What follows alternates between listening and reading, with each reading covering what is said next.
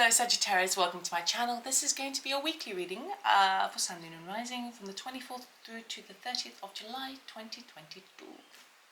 We will do the sound bowl to tune in just for one ping. You can join me if you like. I'm going to take a breath in and exhale.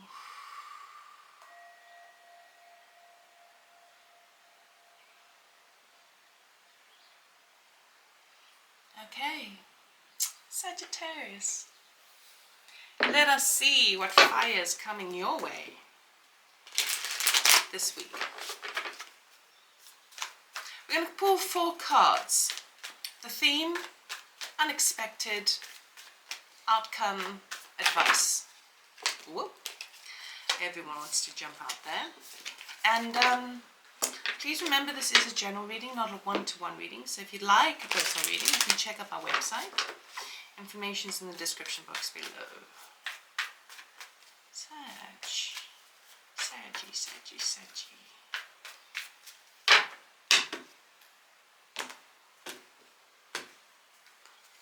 Theme for the week. 6 of Pentacles. It really seems to be a money week for all the star signs. Everyone's focus is on the money. I don't know whether that's to do with the economy kind of collapsing or banks going bust, or people just kind of getting a bit freaked out and wanting like a sense of security, but everyone's kind of focused on the money. Unexpected is the devil. Okay, something might be holding you back.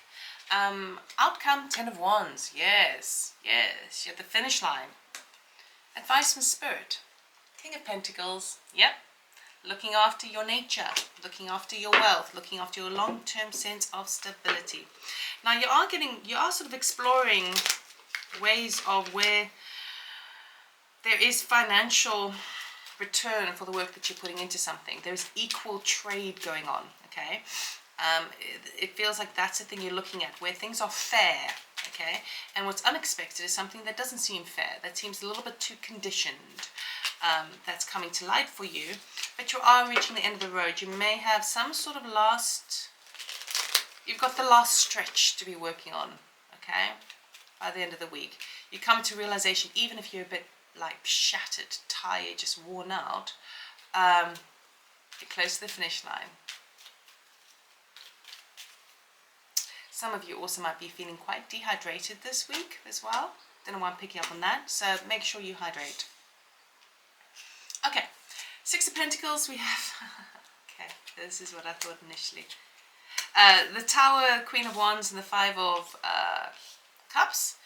The Devil we have 9 of Wands. Okay, that makes sense. 8 of Wands, the Hermit, and under the 10 of Wands we've got the Page of Wands, the Moon, and the 3 of Pentacles. Okay, so it does feel to me that this energy of what you understand of as financial trade, or it doesn't have to be financial necessarily. This could also talk about kind of energetic trade.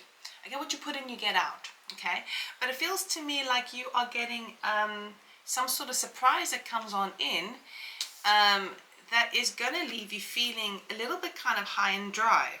Okay, the Tower, the Queen of Wands, and the 5 of Cups there. Okay, so it feels to me like as you're exploring this energy, it comes to light that there's something that's just not kind of working for you. So any sort of plan that you may perhaps set up with like your New Year's resolution, your goals, your plans, your aims for this year, what to produce, what to create, what to gain, you're kind of recognizing that the way that you've been handling it, or the way that it's been handled, is actually not doing the trick. Okay, so this can refer to it's weird.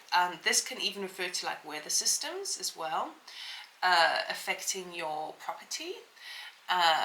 Crazy weather systems. This could also be impacted from like if you're wanting to be commuting somewhere, and there's been cancellations. There's some sort of thing that hasn't been quite stable with the things that you have been leading as it relates to work and what you understand as your assets, your things where you feel that there's trade going on. Okay, so maybe in the workplace, if you work in a trade environment, there's a bit of a shock to the system there. Something's kind of, there's cracks beneath the surface, and these are the kinds of things that you're investigating this week. So it comes a bit of a surprise when the devil shows up this week. Okay, underneath that, the 9 of Wands, the 8 of Wands, and the Hermit. So you're starting to look at all the energies that you've been putting into things. Okay, now, to show you those first. Okay, so what's happening here is unexpectedly you realize, oh God, I've been putting so much energy into this, I'm not getting the return that I wanted. Okay, so if I, even though things might be moving a bit fast, it feels like, you see, the big thing I'm picking up with this devil energy is this whole kind of being pushed and oppressed by, I would say, governing bodies to a degree. Okay, the devil can represent a bunch of things. Okay, it's not always a bad card. Sometimes it can talk about lust and like animalistic, sexuality and all that sort of stuff, right? We all move through the devil at some point, that energy, where an energy becomes the extreme of something, right? So sometimes it can talk about a toxic environment. Sometimes it can talk about strings attached. Sometimes it can talk about kind of a very strong attachment you have to something. So what's coming to light is a strong attachment that you've had towards your tower, the thing that you've built. Okay, be that a relationship, a business, a home, and you're just at the end of your tether with that 9 of Wands, because you're like, what I put in as a trade, I'm not getting the equal return here, Now, there is going to be some fast and successful news that comes on in, but I feel what that does, it's almost like just when you're ready to kind of let go of something, of an attachment that's actually just driving you mad, okay? Just when you're ready to let go, all of a sudden things start looking really, really positive and you start seeing movement. Okay, so for example, if you're working in a business and you've been plodding away, and just when you're ready to kind of go, you know what, I feel like this is owning my life, then all of a sudden you start to see things happen. Okay, if you're in a relationship and you've been going through a bit of a difficult time and you're just like, oh, I don't know how much more I can take, like, where are the good times? What happened to the good times? Then just at that point when you're ready to kind of go, you know what, this is too much, then all of a sudden things start gaining momentum and speed. And what this does, it puts you in the hermit position. It puts you in that place of like, okay, well, let me have a really deep, long think about this. I don't know whether I want to go to that finish line or whether I just want to say, just walk away from it. Okay, so it feels to me like you may, once you come into understanding that this attachment, this conditioning element is just being too overpowering, okay, that's when you come to the point of like, I need to really check in with myself.